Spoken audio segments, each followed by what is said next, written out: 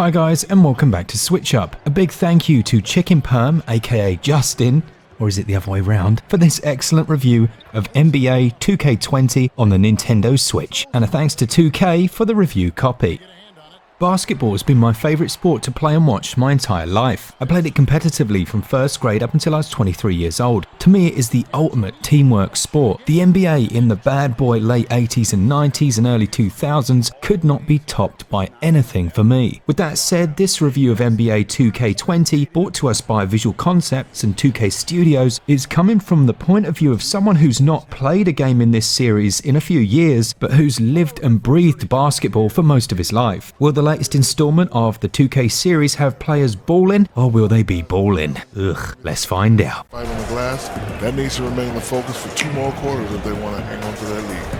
As you would expect, there isn't a story mode, so what I am going to do is cover the gameplay modes on offer, of which there are an absolute plethora. First, you have quick play. Here you can pick the teams that you play as, and well, as you imagine, just get on with the game. There's Play WNBA. The entire WNBA is included in the game, but separate from the NBA teams. You have NBA Today. You can play the NBA schedule if there are real games that day, with the most up-to-date lineup and injuries. But this wasn't available yet because the season hasn't started. Then there's the Play Now Online mode. Here you can test your skills against other players around the world, and this worked surprisingly well. The 2KU mode is where you can learn how to play the game, and it does a good job of teaching new players, such as myself, to the series. Black Top. Pick your players and play street ball, anywhere from 1-on-1 to 5-on-5 in a variety of different locations. Obviously, you can play with your friends online. There's local play, which allows you to link multiple switches together for a good old LAN session. Now, my team is essentially a mode that starts you off with trading cards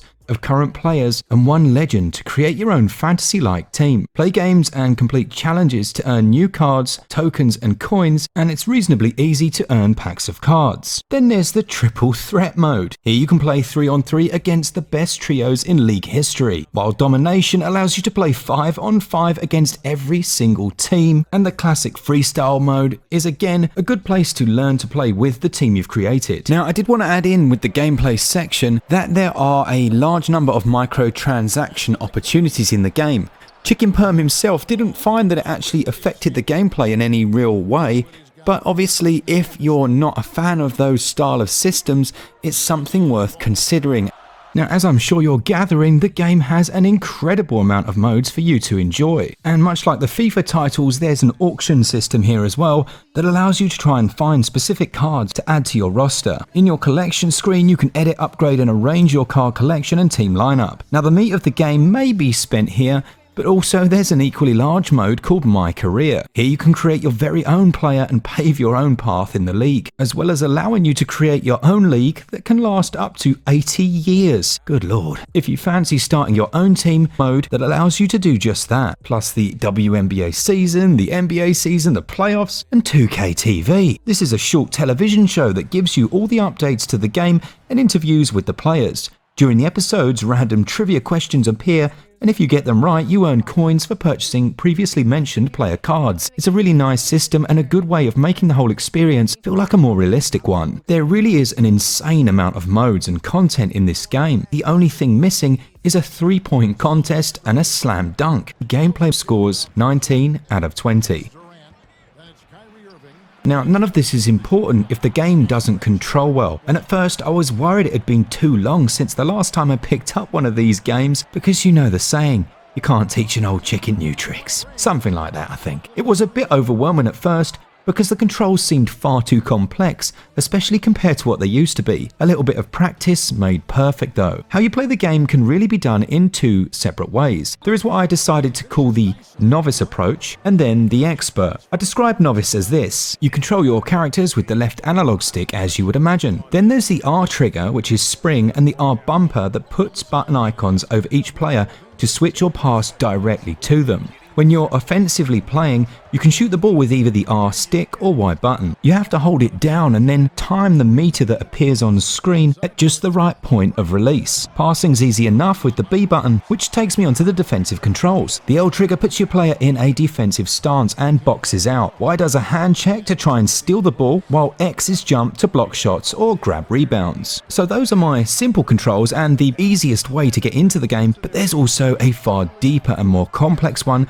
that I'm going to try and explain to you now. Nearly every type of dribble move, layup, dunk you could imagine can be done, but require the player to use a numerous combination of directional movements plus button pressing. It really does get quite complicated. Part of me thinks that that is where these realistic sports games lose it a touch for me. In attempting to make the game so realistic, the controls can become far too complex. When playing a sport, there is a natural and instinctual flow of what to do next. Just a brief example would be to dunk. You have to push the left stick up, the R stick up, and hold the R trigger, and that is just a simple example of the more complicated controls. Sometimes the players can feel a touch robotic and clunky in my opinion, but I do not think these games will ever replicate the free-flowing feeling of playing the sport for real. Really though, I had no problem having a blast playing the game using the novice style of controls that I mentioned until I get better and slowly learn the more expert ones. Having said that, I would knock the controls a touch just because it can be so overwhelming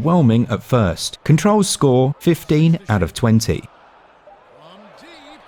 If anyone remembers how I felt about the lack of atmosphere in my slightly controversial Super Mega Baseball 2 review for this channel, then let me just say that 2K20 grabbed me by the feathers and pulled me into the stadium. I used to go to a lot of New Jersey, now Brooklyn Nets games in the early 2000s when they were a top team in the league. I was even at the elimination game 5 of the 2002 playoffs between my Indiana Pacers and Nets that went into double overtime. I remember clearly the cement floor of the building and the stadium was literally shaking from the cheering. Even though the Pacers ended up losing the game, I still remember that like it was yesterday and just how unforgettable it was. Now, why am I even sharing this memory? It's because of how fantastic all the sounds were while playing my first matchup. Of course, I was the all-time Pacers playing against the Nets, even though they were picked at random. The crowd was into the game from start to finish. There is an atmosphere here and it is absolutely electric when it should be. All the sound effects and gimmicky songs you would expect to hear at a sporting event played during the game. The announcers were on point and informative. I remember how they used to be in older basketball games, just using lame one-liners over and over. This was something different. They were informative, professional, and it was like they were actually calling the game I was playing. Even more impressive then was the halftime game report. Shaq and the others were actually breaking down what just transpired in the first 2 quarters. Yes, this is more than likely something that's been in the previous versions of the game, but it really blew me away. The menu music for the most part is not at all to my liking. It fits perfectly with the style of game and the type of music most people would expect. I was completely immersed into it while I was playing, even when taking almost 30 minutes to create my own player. Audio scores 19 out of 20. So after the tremendous audio, we're going to have to go back down to earth a little bit. Up close, the players' faces actually look like the player they're supposed to be, at least the ones I knew of. However, when the camera's zoomed out during a game, a lot of the detail gets lost in the source. It's hard to visibly tell who's who, except their last names appear when you're controlling that particular player. Other than the faces, I can see a lot of people being very disappointed in that department. Personally, I'm willing to sacrifice such visual detail for the portability of the Switch, but not everyone will be. But I found that it ran just fine while docked and handheld. The performance seemed very good. I'd give visuals 14 out of 20.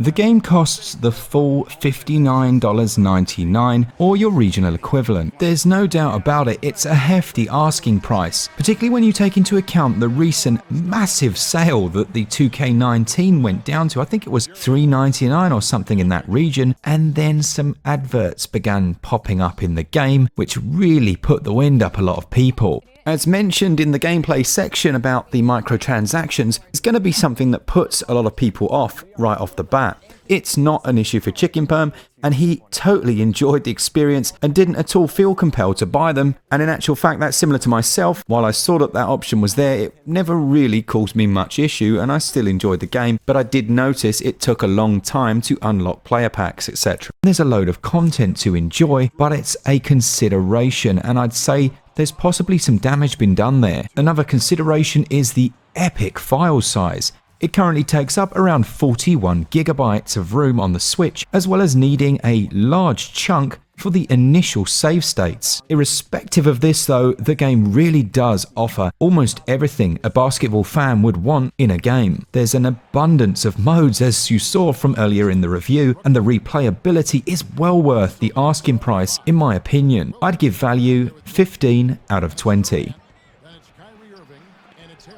Despite the game continuing to be missing some legends due to contractual issues such as Charles Barkley and my beloved Reggie Miller, I was very pleasantly delighted by 2K20, particularly given the recent controversies the series have embraced. My passion for the NBA may have just been reinvigorated because of it. You can see there Irving just getting a little tricky with the handles. He has so many ways he can beat you. Let's send it over to David Aldridge, who caught up with head coach. It scores a final SwitchUp score of 82%. A big thanks to Chicken Perm for this review and to 2K for the review copy. Thanks for the support of our patrons who support us every single month. Remember, we are also going to give away a copy of Divinity 2 on the Nintendo Switch very shortly, so make sure that you're subscribed and you've got those notifications switched on. For all things Switch all the time, keep it Switch up. Cheers guys, see ya! The same plays we always do, maybe a few adjustments. Kevin, we'll